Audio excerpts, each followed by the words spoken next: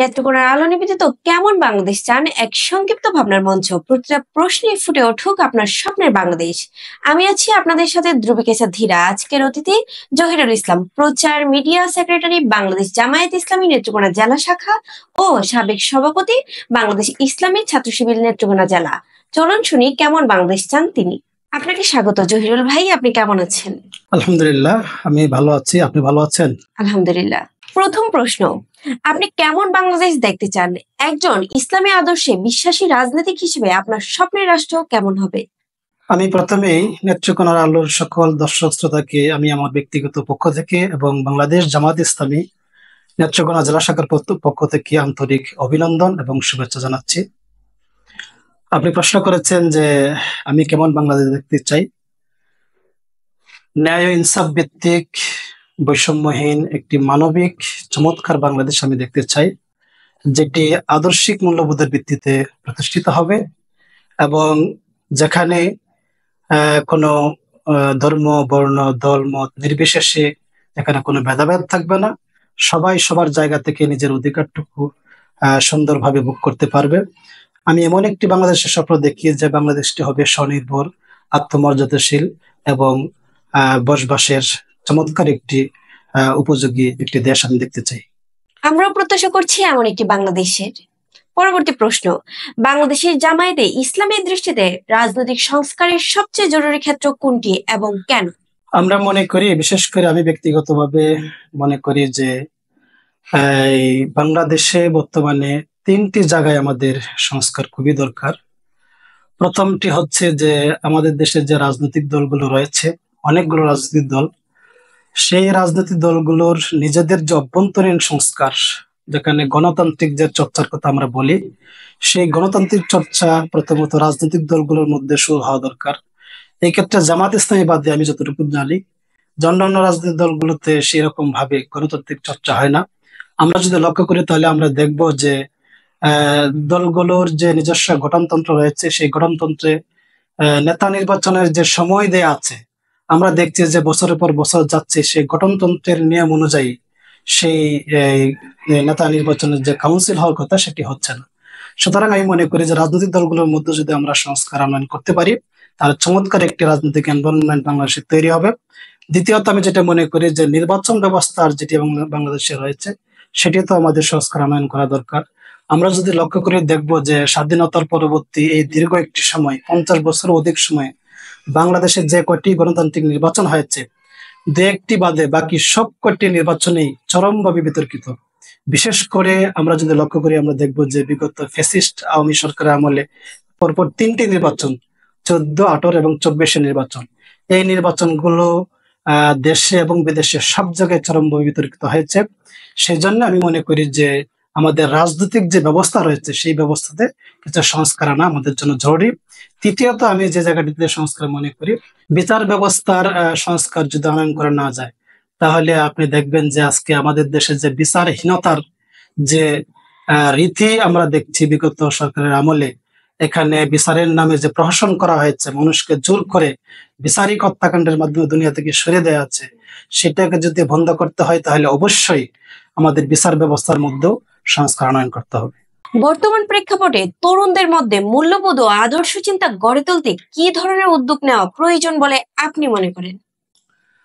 তরুণদের মধ্যে ধর্মীয় শিক্ষা প্রদান, সততা, দেশপ্রেম এবং ন্যায় বোধ যদি সৃষ্টি করা যায় তাহলে তরুণদেরকে আগামী দিনে এই দেশের সুখে সঠিক ট্র্যাকে রাখা যাবে এবং তরুণরা অতীতে যেভাবে দেশ এবং জাতির জন্য বিভিন্নভাবে ভূমিকা রেখেছে, আগামী দিনেও তারা সুন্দর ভূমিকা রাখতে সক্ষম হবে।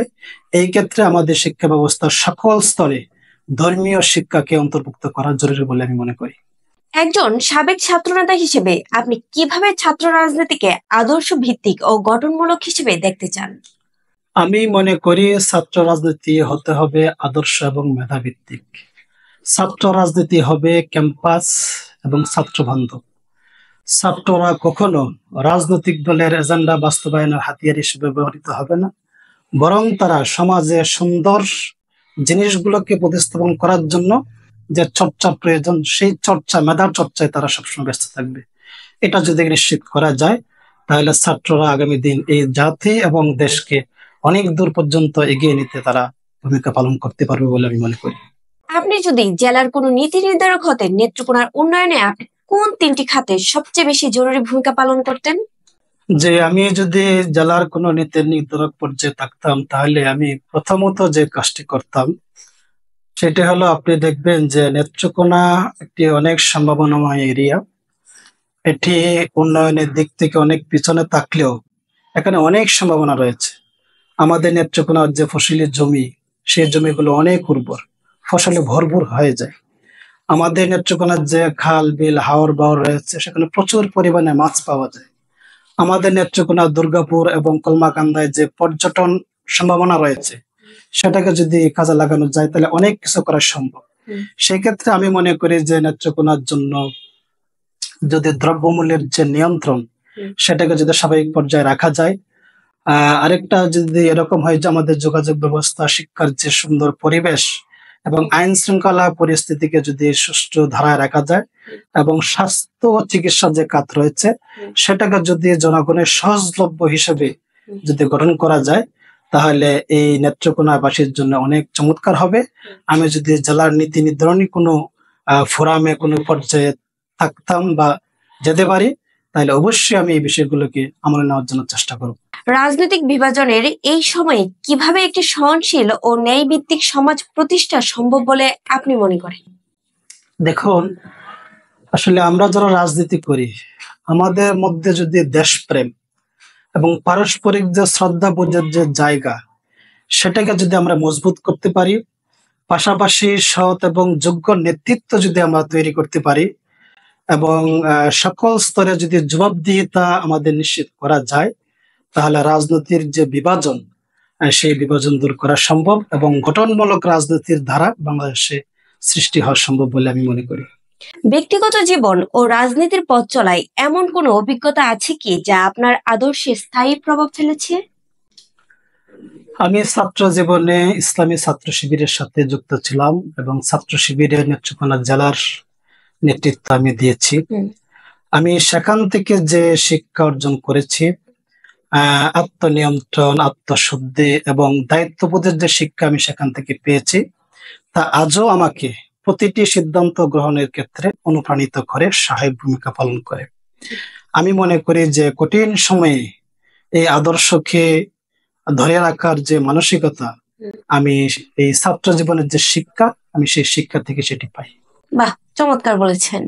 আমরা চলে এসেছি অনুষ্ঠানের শেষ পর্যায়ে। আপনাকে অসংখ্য ধন্যবাদ আমাদেরকে সময় দেওয়ার জন্য। আপনাকেও অনেক অনেক ধন্যবাদ, এবং নেত্রকোনার আলোর যত কলা কৌশলী আছেন সবাইকে আমার পক্ষ থেকে অনেক বেশি ধন্যবাদ, এবং আগত পবিত্র ঈদ উল আজহার সবাইকে শুভেচ্ছা জানাচ্ছি আমি জেলা জামাতের পক্ষ থেকে। ভাবনা বিনয়ে ফুটে উঠুক স্বপ্নের বাংলাদেশ। দেখছিলেন নেত্রকোনার আলো নিবেদিত কেমন বাংলাদেশ চান।